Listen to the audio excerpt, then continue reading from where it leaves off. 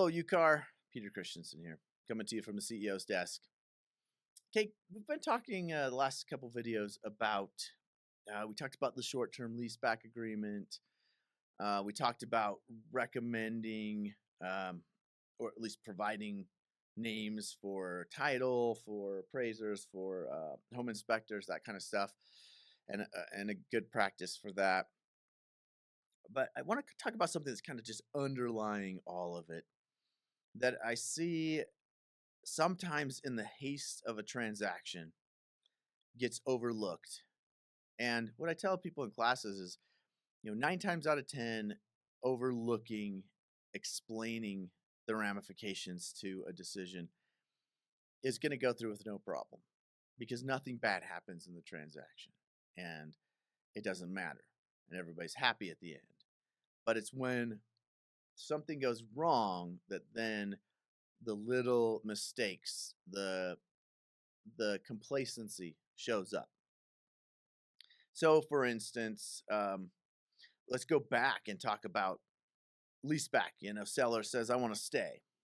And let's say the agent just in the haste of the deal says, it's only 5 days. Let's just put it in the REPC. And the buyer doesn't know any better and says, okay, I want the property. So if that's what the seller wants, great, let's do it. And let's say it turns out to be a bad experience. Damage is done. They hold over for 7 days instead of 5, and the moving truck's there, or whatever goes wrong. The water heater explodes. I don't know, whatever. And then it comes out, well, we now have all these issues we're dealing with. There was no deposit. There was no rent.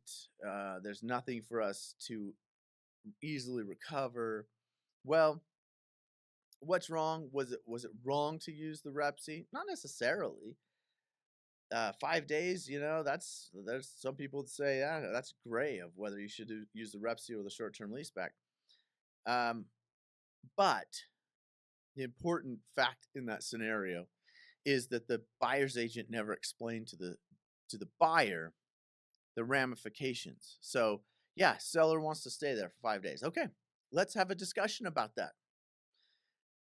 This does mean you own the property. And that means you now have responsibilities as the owner of the property. It means the seller no longer owns it. So what happens if they're damaged? What happens if the seller stays longer than they should? Are there other forms to accomplish this? Well, now I can tell you that there is this leaseback agreement that does have a deposit in it, does have rent in it, does have all the rights laid out like a landlord-tenant lease. Now, ultimately, you may end up using the REPC. You may get feedback from the seller. I'm not signing a leaseback agreement. I'm not agreeing to a deposit.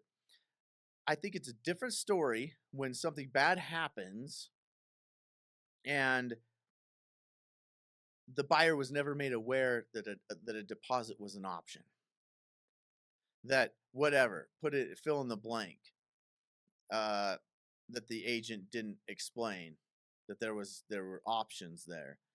Now maybe the seller, I think it's a different story than if the seller says, I'm not signing one of those, just put it as the possession date, and I'm not putting a deposit down. Then if something goes wrong, same scenario, at least the buyer says, oh, too bad we didn't get that deposit you talked to me about. Same outcome. I didn't, buyer is now going to small claims court, whatever, to try to recover money.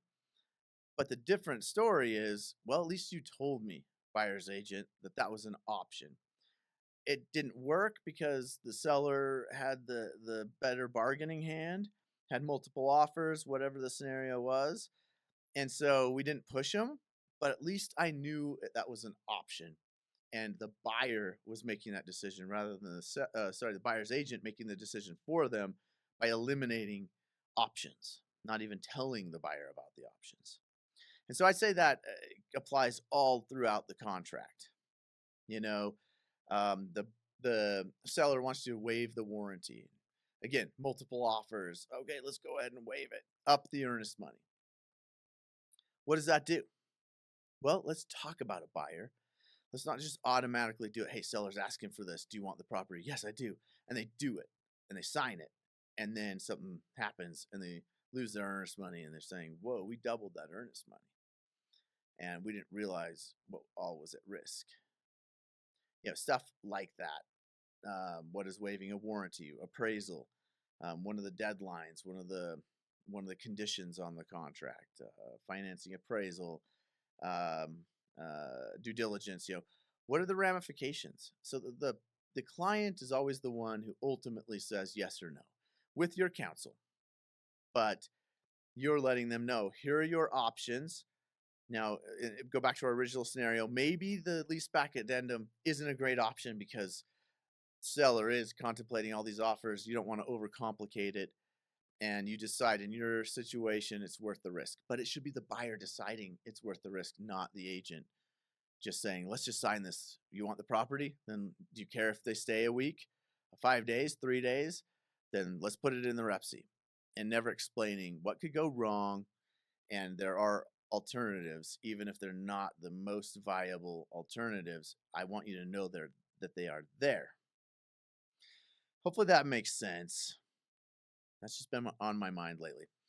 Remember, this is not legal advice. This is legal information only. If you need specific legal advice, please contact your attorney.